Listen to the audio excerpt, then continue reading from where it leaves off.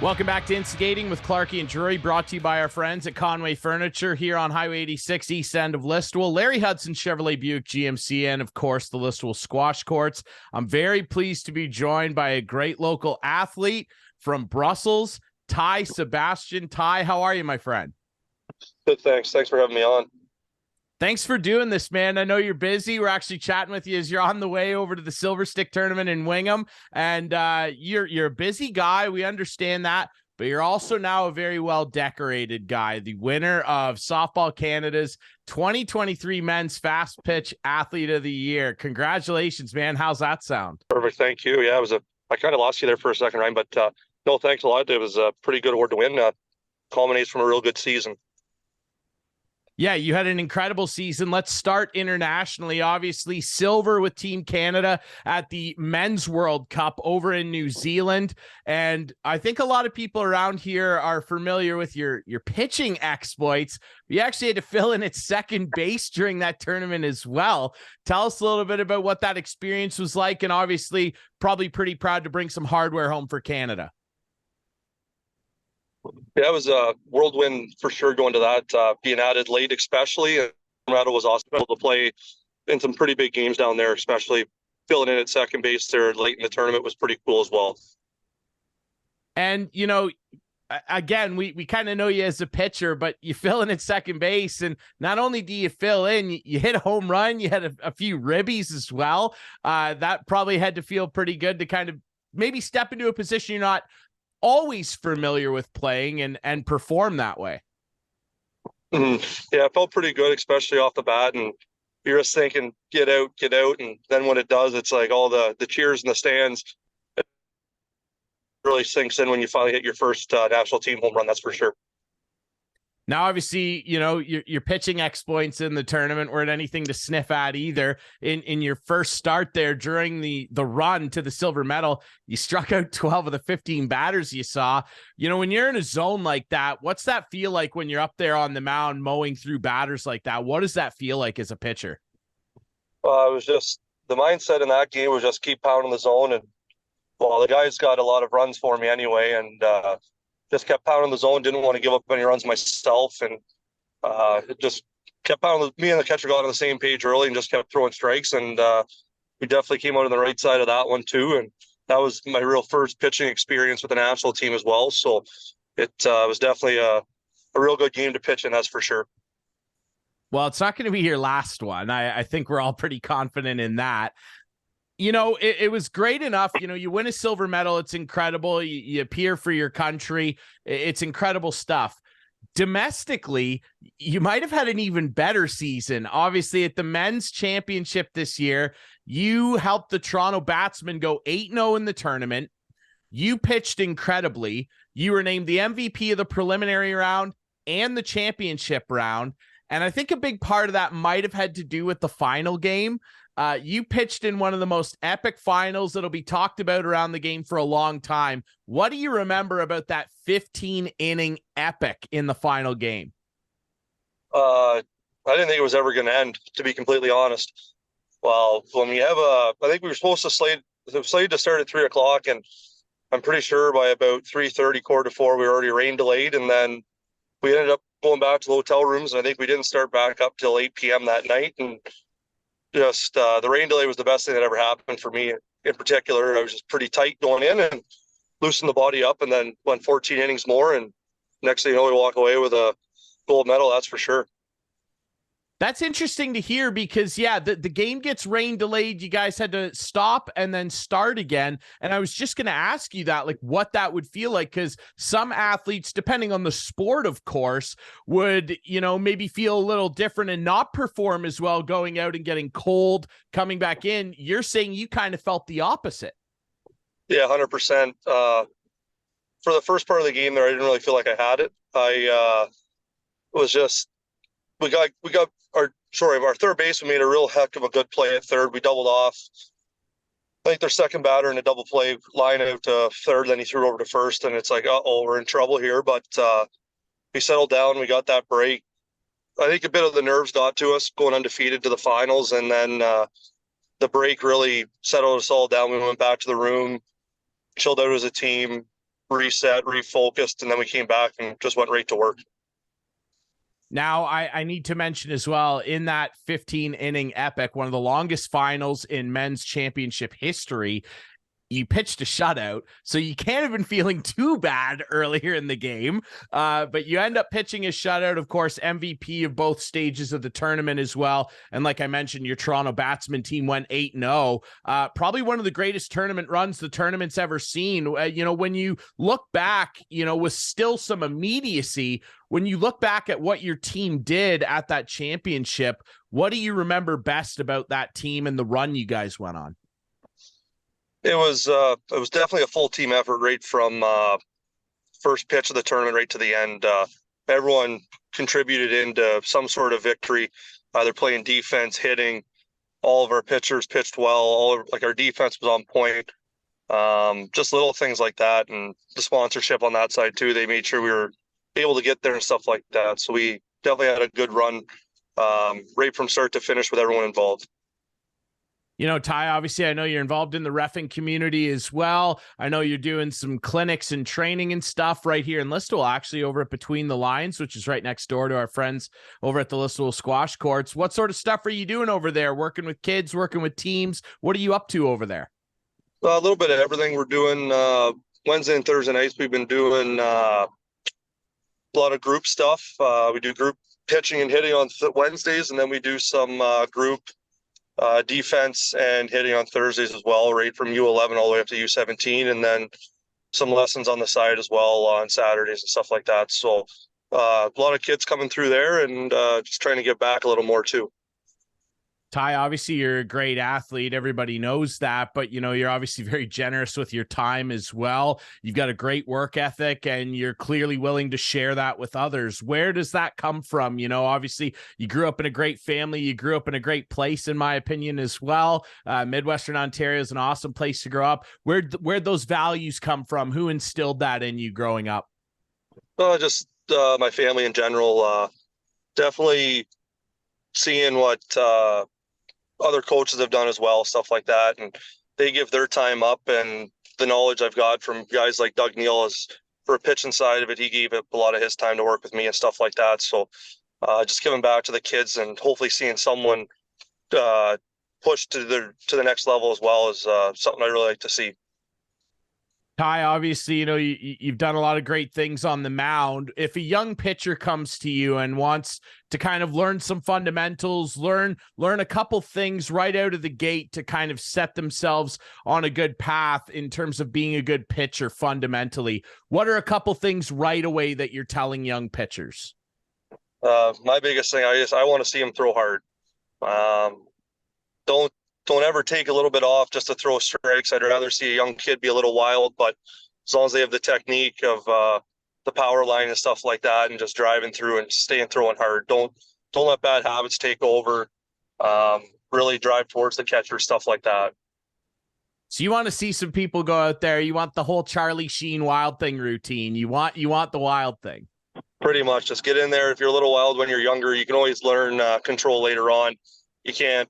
Well, you're the stronger you get, the harder you throw too. But if you can throw hard at a younger age, control is going to come to you eventually. So it's definitely something I strive for young pitchers is to always throw hard.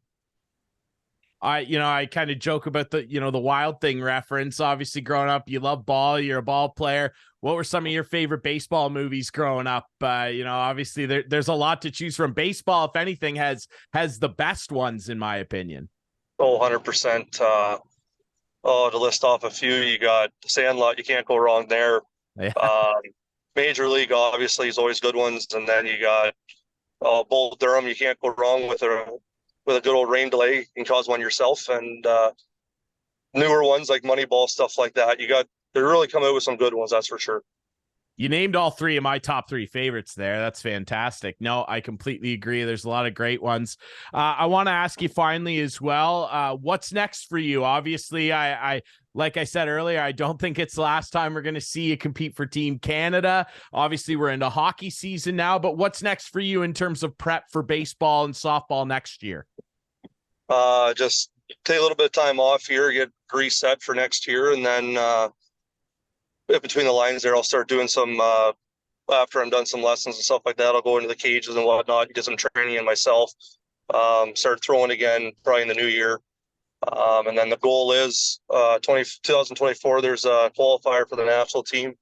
Hopefully get on that in Saskatchewan. And then, the real goal is 2025, the World Cup's in Saskatchewan, and then the World Games are in China in 25. So those are the two real big goals for me, especially leading for softball the next couple of years. And obviously representing the country is a big goal of mine to keep going on, not just do it one and done kind of thing.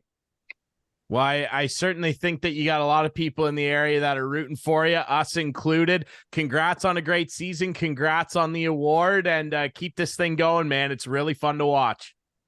Perfect. Thank you. And just want to, all the people that listen and to your show and whatnot and support around local sports and stuff like that.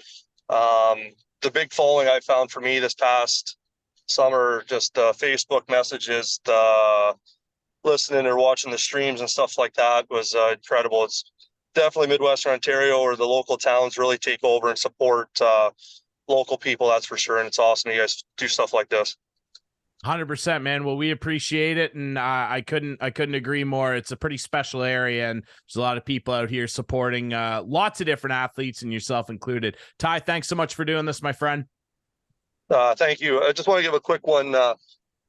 This wasn't possible. Like, obviously, I had a little one there in February or whatever, so it was definitely a little more important this year, doing all the stuff I've done, having them around. And thanks to my wife, Dee, she made it a lot easier for me to go out on weekends and playing ball and whatnot with her, watching him. So just want to say thanks to her as well while I'm on here. So absolutely, man. Yeah, you smart man. You might get in trouble if you don't. That's good. You got to squeak it in there, man. I like it.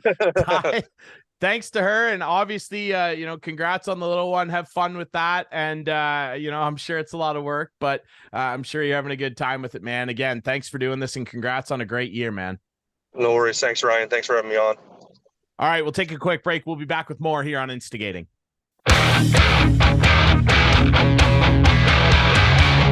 Welcome back to Instigating with Clarkey and Drury. Thanks again to our friend Ty Sebastian from Brussels for joining us again, the 2023 Male Fast Pitch Athlete of the Year up here in Canada. A great season for him. Hasn't been a great season for our friends down in Buffalo, not only in hockey, but in football as well. And there's only one man that I wanted to come on here and talk about that. And that's my buddy, Duane Steinel of the Two Goalies, One Mic podcast. Duane, how are you, bud? We've seen better days here in Buffalo, but, let's just get right into it. I'm not going to try to sugarcoat things.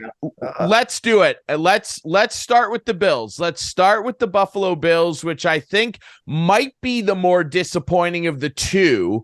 We'll talk about the Sabres as well, but the Bills again this year entered with Super Bowl aspirations. As we record this, they're 5-5. They have fired Ken Dorsey, and it's not gone well, man. That offense looks stagnant, which is baffling to me. The defense has suffered a lot of injuries and lost to a couple opponents that are, making people kind of side-eye the Bills. What's going on down there, man? It looks like it's all gone haywire. Well, when it comes to the Bills, I think that I've kind of joked about it a lot this season. I feel like we've been Ralph Krugered. Whether you want to put it on Dorsey, you want to put it on McDermott, it's a combination of both. I don't know. But the Josh Allen you saw at the end of 2020, 2021, you're not seeing that guy right now. You're not in Dable's final year with the Bills.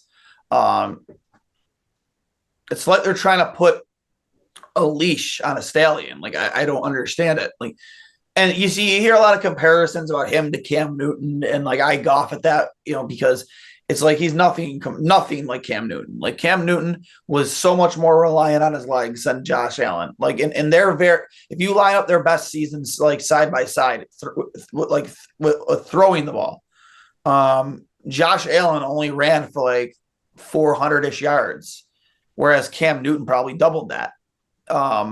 Josh Allen is though, however, better when he is moving his feet, whether that's in the pocket, scrambling, not necessarily running the ball upfield, but keeping the defense honest and making them respect his legs. You haven't really seen that this year. It's kind of come to the forefront over the last 2 weeks that the playbook has been very predictable that Dorsey has put out there. There isn't a lot of creativity. There's not a lot of pre-snap motion. Like Gabe Davis runs like one of essentially 2 or 3 routes. Like it's not, or what was I read that when he lines up in this certain side of the field, he's doing one of 2 things, and you can guess what he's doing before they even snap the ball, which of those 2 things it is. So it's like there's no guessing when it came to this offense. There's like it was very predictable, and it's really prevalent in some of the interceptions that Josh has thrown. Has he tried to play hero ball? Yeah, especially in that first game against the Jets. But at the end of the day, like these defensive backs already know where the ball is going before the ball is even snapped. And whether it's because Josh is locking onto somebody or they're reading it before the ball is snapped due to the formation, it's just been night and day different from what we had under Dable, which was you did see a lot of creativity. You did see a lot of motion. I mean, I think Josh Allen in the one season caught 2 touchdown passes. That's how creative that offense was. It's just been disappointing. It's been really disappointing. And it is absolutely inexcusable for a team that has Josh Allen as its quarterback, Stephon Diggs as your number 1 wide receiver. You finally think you got a running back in James Cook, and the offensive line essentially is playing its best it's ever played probably in the last 5 years. There's no excuse for them to be 5-5 right now. No excuse. It's a joke. Yeah, it's not been good. It's not been fun to watch. And I often wonder, they've fired Dorsey and, there's a scapegoat. And yes, his offense was very frustrating to watch. And I agree with you. The creativity's not there. Like Gabe Davis, who, burst onto the scene and looked like a really explosive number 2 option. There are games where they barely throw to the guy and they rely a little too hard on trying to get Stephon Diggs downfield, which has led to a lot of those interceptions. Josh Allen is tied for the league lead in turnovers. And that's another subject that it's more pronounced this year, Duane, but that's really been a story throughout the early part of his career and really this Bills offense under him. He leads the league in turnovers as a quarterback since he came into the league. What do you feel is the reason behind that? Is it too much of the hero ball, or is there something where Josh Allen can still improve his game? I think it's a combination of both. I mean, like on Monday night, for instance, that first interception, I mean, he threw the ball right at Gabe Davis's hands, like right at his hands. We've seen that like probably 3 or 4 times this season where he's hitting receivers right in the hands and they're going off and just getting falling into the breadbasket of a defensive back or a linebacker. The second one, that's on Josh. Many say a better route could have been run there, but at the end of the day, that one was on Josh. And here's the thing. You draw so many comparisons with Josh Allen to guys like Brett Favre, and then you get upset when he does some of the things that Brett Favre used to do outside of fraud. Sorry, that wasn't a classy joke. Sorry, Brett.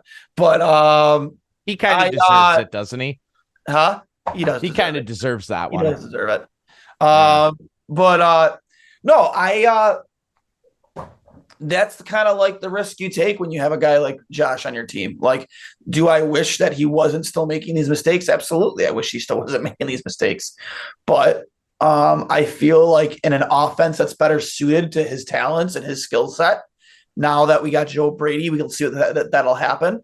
I have high hopes because it's not even just like the interceptions. It's like you see him on the sidelines. There's a disheveled look in his face. It's like, I don't want to say he's not all there. He's not committed. It's just like, I feel like he's almost outside himself the way the games are being called and the things he's being asked to do. I'm not saying Josh wants to go out there and run all over the field, but I think Josh also knows that's when he's at his best.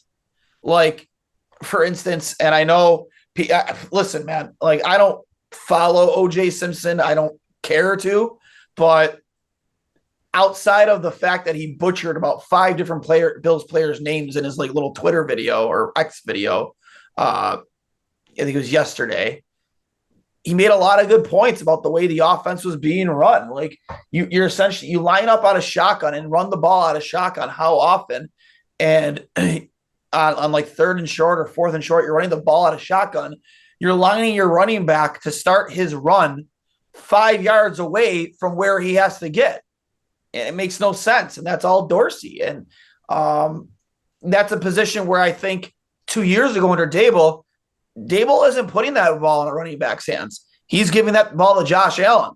Like he's either 9 times out of 10 running that ball up the gut, or he's dropping back and throwing to Diggs, or throwing it to Gabe Davis when Gabe Davis was at his best under Dable. I don't know. I would say the only bright spot so far that we've seen this season, outside of maybe James Cook, has absolutely been Dalton Kincaid. That was a home run pick, in my opinion, in the first round. The defense has held up really well despite all the injuries. Couldn't be happier with that. McDermott's done a good job with that. But I think we're finally going to find out what this offense truly is made of under Joe Brady, and how involved is Sean McDermott in the offense. Is it going to be the same old story, or are we finally going to see something different here? Yeah, and I'm glad you kind of brought up Kincaid, and of course Knox got injured, and then on the defensive side of the ball, yes, Von Miller's had his struggles. Losing Milano was huge, a defensive captain, of course, Tre'Davious White among others. And I agree that given that, they have held up and managed to hold themselves in games. Like, they're not getting blown out or anything, but they're losing games that they really should be winning, including most recently against those Denver Broncos, who have a good defense, yes, but the Bills should be winning those games. And up next is the Jets. You've got a new look here, and you bring up McDermott. How confident are you that this guy is still the head coach to take them ultimately over the hump and potentially to the promised land someday? And how confident are you that they can still make the playoffs, because they have a extremely tough schedule coming up here, Duane, and they might have to win out. Third hardest remaining schedule in the league. You got the Chiefs, you got the Eagles, you have Dallas, Cowboys, you have Miami again. You have to go probably 6-1 the whole way through to comfortably make the playoffs. 5-2, and nothing's guaranteed. Yeah, I if they don't make the playoffs, man, if they end up finishing like 9-8, I think McDermott's gone. Yeah. I really do. I'm grateful for Sean McDermott. Don't get me wrong. I think he's been, great for this city, great for this franchise. He turned the culture around, and he put some respect on the Buffalo Bills again. Deservedly so for this fan base. But at the end of the day, like, is he enough to get you over the hump? After 13 seconds, a lot of questions were asked. You saw, even though Leslie Frazier admitted on some radio show, actually, I think today, that it wasn't a firing. He wasn't fired it was a personal decision made by him. But like, you see 13 seconds happen. Like, that might have been, I like to make this comparison in a hockey sense. That might have been what 05-06 was for the Buffalo Sabres, the year the Carolina won the cup, when we went through all those injuries on the back end. McKee, right before Game 7, announced he wouldn't be playing because he had a freak staph infection. Like, if anything that could go wrong did go wrong that game, and they still lost, I think 2-1 or 3-2 with AHL defensemen on their blue line, like multiple AHL defensemen. We would have steamrolled Edmonton in the finals that year to win the cup. I genuinely think that about the Bills 2 years ago when they lost that game to the Chiefs in overtime. I think I remember sitting in my buddy's basement, and everybody was losing their minds before they kicked that ball off. And I said, "What are you all doing?" It was more than 13 seconds left on the clock at the time, but there is still time left in that clock, and that's still Patrick Mahomes and Andy Reid. Like, you are out of your mind if you're celebrating right now. And then the way they lined up on D, it was like the blame wanted to be on Leslie Frazier there, but in the day, that's a head coach's job to recognize why are they lining up 10 yards off of Travis Kelce and Tyreek Hill? Like, why are they so far off, like, the receivers and the tight end? Like, why are they protecting the sidelines? The Chiefs have timeouts remaining. Like, there's no reason to be protecting the sidelines right now. That's it. That's a head coach thing. That's not a Leslie Frazier thing. That's a head coach thing. I feel like, yeah, it might have been a personal decision, but maybe Leslie felt like he was getting too much of the blame for a lot of things. And maybe he himself felt like he needed to step away. I don't know. That's just a personal opinion. And then fast forward to this past Monday. We've seen a lot of like questionable coaching decisions, but nothing different than that 12th man on the field for a field goal that was really, really bad. That's bad. Rex Ryan was fired for similar. Granted, it happened more at much more higher clip, but like Rex Ryan was fired for things like that. You know, backbreaker. Having enough guys in the field, having too many guys in the field, not having the right guys in the field. For me, it's like if you miss the playoffs, even by a game, I think he's gone. I do. Like, I mean. Well, let me ask you this, Duane, because there's a lot of rumblings right now around the head coach, the longtime head coach of my favorite football team, the mortal enemy of Western New York, and that's Bill Belichick of the New England Patriots. There's a lot of talk that he might move on somewhere, and there's 3 spots. Everybody's throwing these lists out. There's 3 spots that I've written down that I think would be a great landing place for Bill Belichick. The first one's the LA Chargers. Just makes so much sense to me. They've already got a great offense. They can't stop a nosebleed, and Billy B does that better than anybody. I think that the Chargers would really benefit. The second one is Cincinnati, and I don't know what's going to go on with their head coach there. They're lining up for a potentially disappointing year. I know Joe Burrow was hurt. I think he could do a lot of good in Cincy. The third one, and I'd love your opinion on this, is the Buffalo Bills. Do you think would you guys accept Bill Belichick there to potentially turn things around? I mean, I actually asked this question in a group chat last week with a bunch of guys whose opinions I respect on football, and they're all like, nah, hard pass.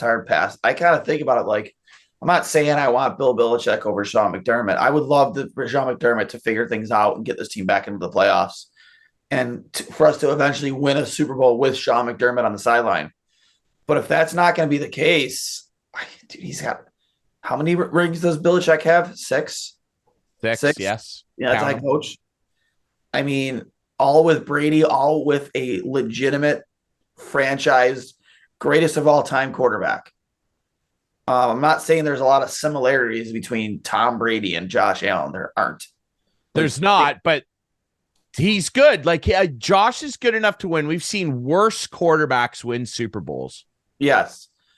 You give Bill Belichick a stability again at the quarterback position, because, I mean, he's had Mac Jones. Like, I know he's tried to make it work with the guy, but, like, he's terrible. He's bad. He's really bad. Still beat the Bills this year. Yeah, I know. Sorry about that, brother. I'm not sorry, actually. I know he beat the Bills. He beat the Bills twice. He did. Last year, too, in that game, that fake game in the wind.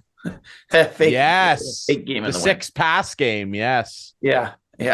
One completion, I believe. And I believe it was off a tipped ball, too. It was 3. Pardon me, sir. It was 3 completions. Okay. Yes. Anyways, I think given a quarterback like Josh Allen, I think he could find his way again 100%. I'd be willing to give it a try. The coordinator from the Lions, I forget his name. His name has been thrown around a lot. I'm interested in that to see what he's done with Jared Goff. It's been really good. I think there's a lot of head coaches in both the NFL or coordinators and current college head coaches that would absolutely salivate at the opportunity to coach Josh Allen. because he is indeed a unicorn. He is. I think so Can't too, deny man. it. Yeah, he's a very unique talent, 100%. And I think that there'll be people, if the opportunity's there'll be people lining up. I don't think Buffalo will have to call people. Speaking of that, you brought up the Sabres earlier, and we got a few minutes left. I gotta gauge your temperature here because I know you're a Sabres guy first. No, but I gotta gauge. I know you're a Sabres guy first. What the hell's going on there? I have Devin Levi on my fantasy team. What the hell's going on in Buffalo right now? This was supposed to be a step forward. I mean, it's still pretty early in the season. We're 15 games in? 16. Duane, I don't want to hear that. Listen, I know, but what's going wrong? What do they need to? What's the number one problem they need to fix right now? Behind the bench. Really, you're out on Donnie Meatballs. I'm not saying I'm out on Donnie Meatballs. I'm out on his entire staff, though. Wow. I mean, if you really want to do some research, special teams aren't good, man. Like Steve, because his name's Steve Christie or whatever his name is. Who cares? I mean, you go from having one of the best power plays in the league to one of the worst. Listen, I respect the fact that you don't have to be a great player to be a great coach. It's well known. Time in and time out again. But can someone explain to me why the fuck Matt Ellis is a coach in the NHL? He was coaching 13U before he took an assistant coach NHL job. 13U, Ryan. 13U. Yeah. Why is he behind an NHL bench? You had a guy like Mike Pekka, who, granted, was coaching a lot of hockey for the junior Sabres. Yes, at all different age levels. He was their general manager. Yeah, but that's Mike OJHL. Is that the OJHL? I believe the junior Sabres. I believe, yeah. But he went and did a year of development with the Capitals as a development coach, and then he did 2 years in Rochester. So why is that guy in New York right now? And why the hell do we have Matt Ellis behind our bench? I just don't understand. I've never understood why you wouldn't surround Don Granato with either, whether it's a retread head coach, just guys who have been there, guys who know what it takes to get to the playoffs from a coaching point. I just don't understand that. And for instance, you see just the simple mistakes this team makes night in and night out. Just how soft they are below the dots on both sides of the ice. Defensively, for instance, first goal against Boston, the first goal against in the Boston game, Levi gives up a rough rebound, but rebounds are going to happen. It's inevitable. You're going to give up rebounds. Owen Power, 6'6", 230 pounds, literally standing next to, I forget who it was to score. They're going to be Lanin, maybe, shoulder to shoulder with him, shoulder to shoulder.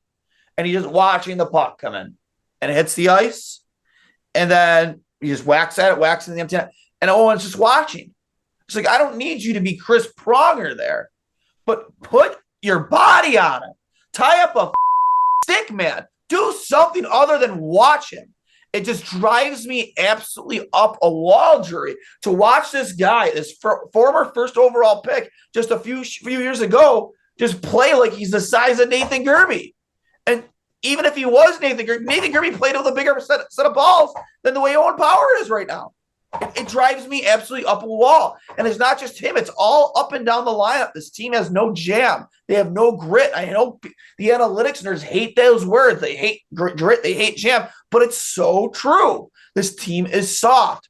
And just like how they say in football, the game of football is won at the line of scrimmage on both sides of the ball.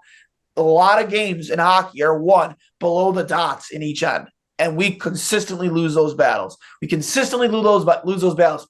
And I don't know what it's going to take, because it's not like guys don't know how to take a beating in the offensive zone in front of the net, or guys don't know how to tie up a man in front. It's like you don't need Owen Power to go in there and lay a hit in front of the net, knock somebody on their ass. But if you watch that game, whenever Linus Ullmark gives up a rebound, the Bruins are there. Is either on their ass or tied up. It's not the same case. Devin Levi can't afford to give a rebound like that, because chances are the guy in front isn't going to be tied up. It's so infuriating. Like, nothing has changed since Ristolainen was here. It blows my mind. Oh no. Duane, you're bringing me back to a dark place here. Okay, the Ristolainen. Let's not bring that up. Look, bud, I knew this would get you fired up. I didn't mean to rile you up this bad, but really quick, in some good news, really quickly here, we got about 2 minutes left. The show's going great. 2 goalies, 1 mic. You got to check it out, especially if you're a Buffalo sports fan. You guys got some new sponsors going over there. You and Hurls and the gang, you got some exciting stuff. Let's talk about that to end this off quickly. Exciting things happening with the show. Yeah, for the first time since the show began, we do have some sponsor. Fatty Beer Company, local staple here in Western New York now. They a good friend, not just friend of the show, but just friend in life, Nick Fatty. We went back and forth for a while, and we were able to get that done. So that's really cool. They have 7 Western New York locations, over 300 beer selections. It's almost like I'm doing an ad read. There you go, brother. And they're kid and dog friendly too, which is awesome. I love any chance I get when I do go, bringing my dog down the dog with me. And then Buffalo Apparel, local Buffalo sports clothing company. It's actually right around the corner from my house. Eric is a great dude. Going to produce a lot of our future merch, and going to have a lot of fun with that, because if you check them out at buffalogo.com, if you're a Bills fan or a hockey Sabres fan, or really just a Buffalo fan, the selection they have is like second to none. The Stefan 316 shirt from when he smashed the beer cans together, that's a beauty. Or I would highly suggest, if you're a Sabres fan, the Buffalo NHL Shield hockey ball cap. NHL logo shields as Buffalo instead of NHL. It's sharp, it's going to be available in goat head colors. Absolutely, dude. Duane, thanks so much for doing this, my friend. 2 goalies, 1 mic. You're the best, dude. Thanks. Thank you, guys. Thanks for having me.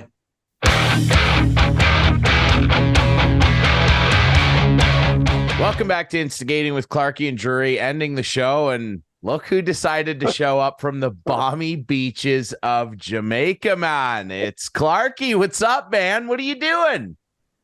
I'm just sitting on the balcony enjoying the night. What are you doing? Well, I'm sitting back here in cold, dreary Ontario, and you're on vacation right now. You shouldn't be on the show. What are you doing? You should be living it up down there. Hey, you know what? We got some downtime just before dinner. I thought I would just call my buddy Ryan and see what's going on. What's happening?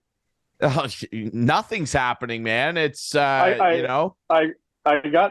haven't been in touch for the last couple of days, and I went on Twitter today and I saw this huge trade by the Leafs, and I'm like, holy.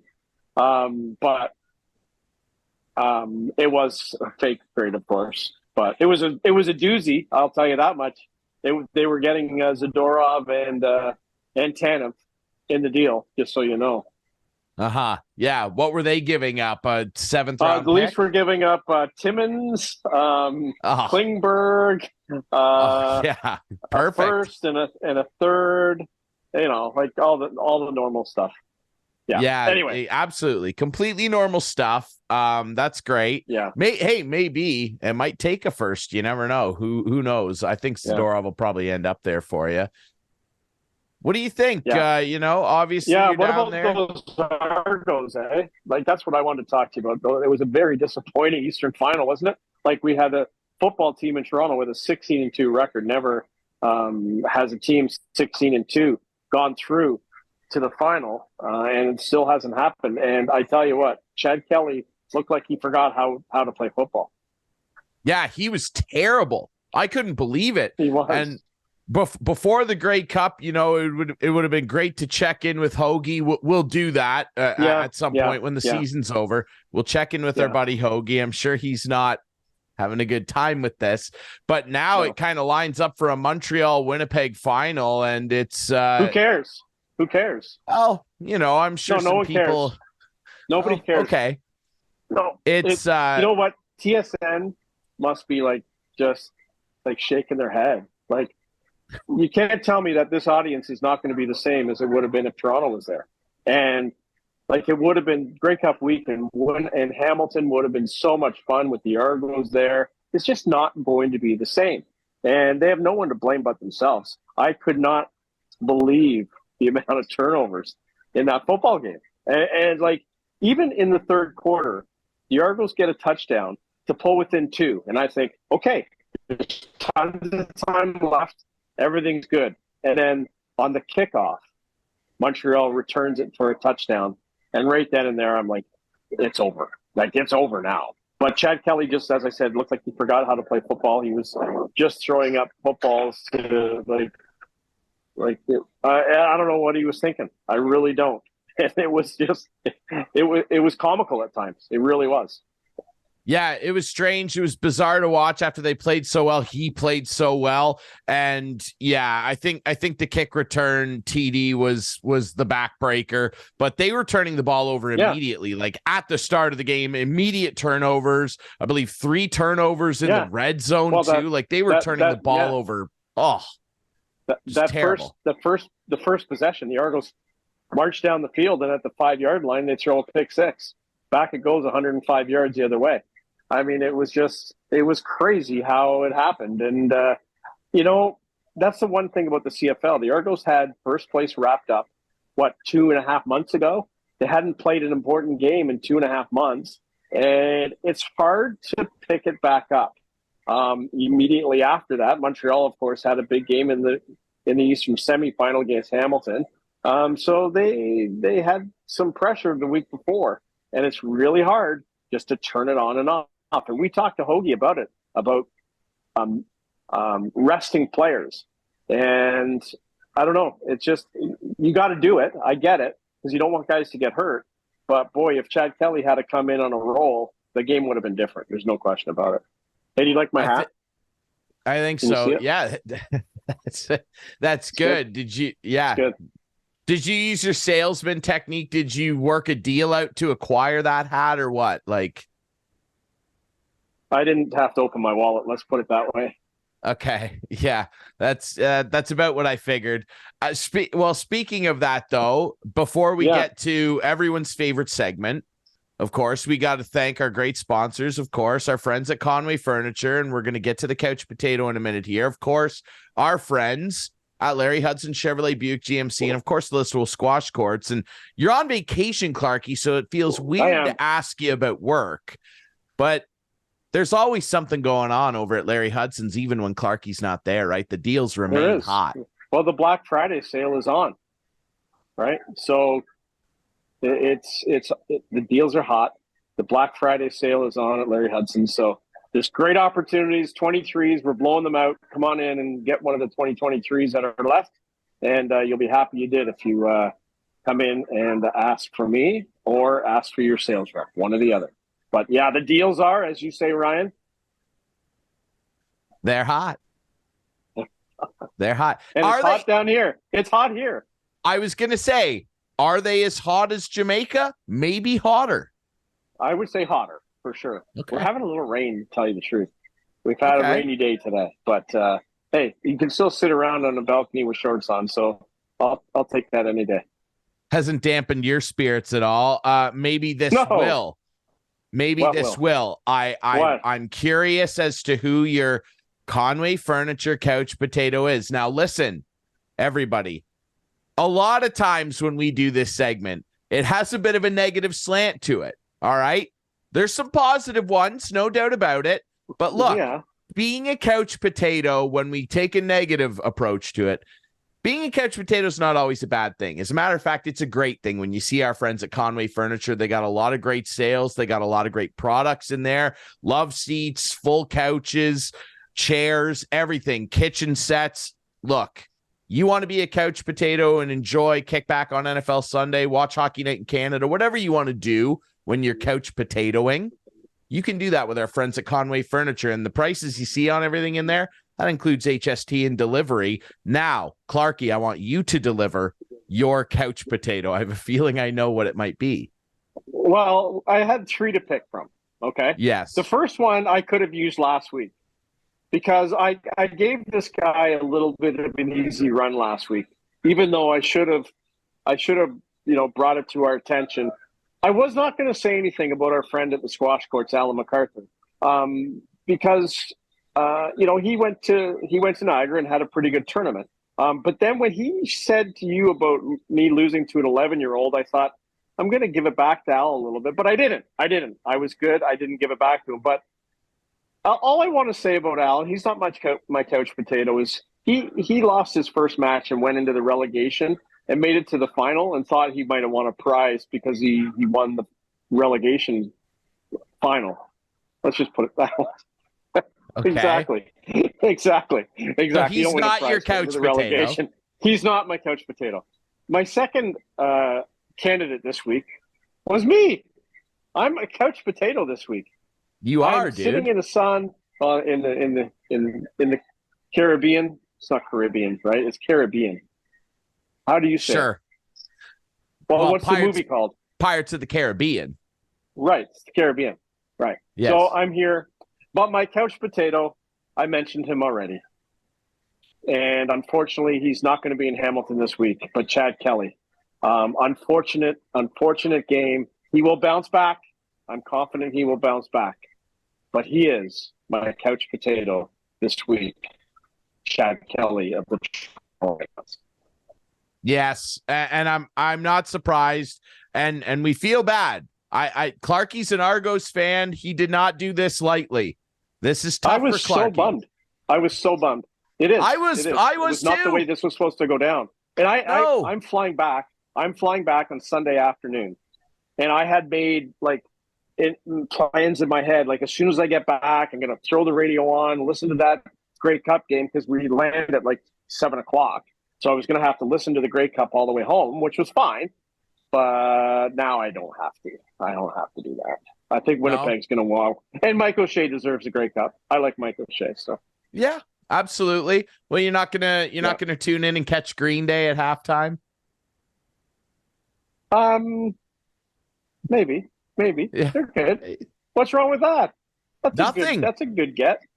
It's a huge get for the CFL. Yeah. They're going to do a big tour next year. Yeah, it's huge. Yeah. Green Day. I'll tune in. That's Why not? Awesome. Yeah. So absolutely. Not Lionel Richie, but it's okay. No. Now, what is your couch potato, my friend? Well, look, my couch potato. This is something that I have griped on for the entirety of this show. And the show we used to be on together. And for many years now, I have been part of an active campaign of anger and disdain toward one John F. Fisher. I am sick of this guy, and this criminal is going to get away with it.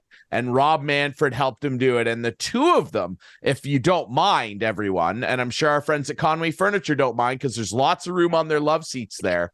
I'd like to place both of those gentlemen on my couch this week for the couch potato. Again, in a negative sense, these two guys are the laziest pukes that have ever been involved with the sport of baseball. John Fisher in particular. Say what you want about Rob Manfred. He's helped institute a couple good things this year. I liked the pitch clock. I liked the rule changes, and he's in charge of all that. I get it.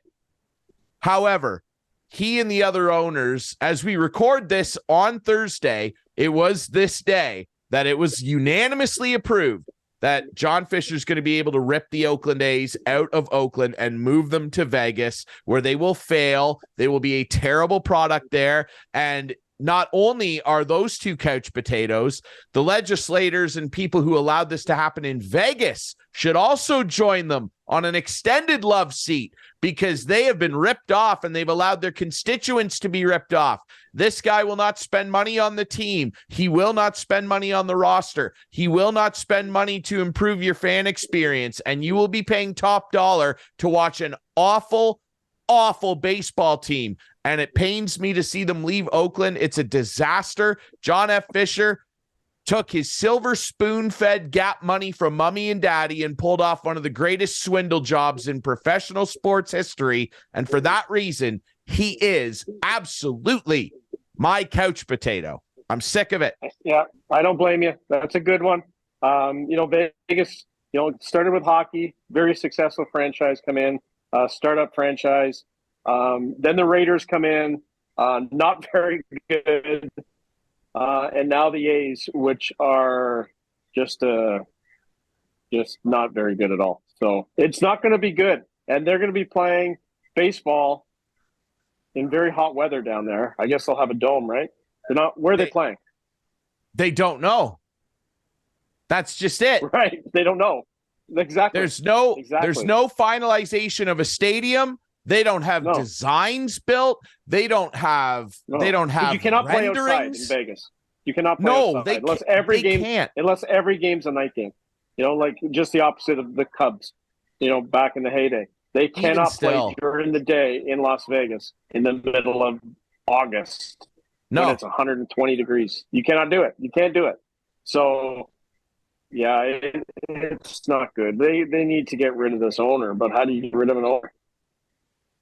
How have a bunch of other leagues done it? I mean, you just push the guy out. And they won't do it for some reason, and I don't know why. I don't know why they bent to the whims of this guy, and I just can't stand it. And keep in mind that there was an agreement potentially in place with the city of Oakland to build something at Howard Terminal, and the difference that they could not make up was $80 million.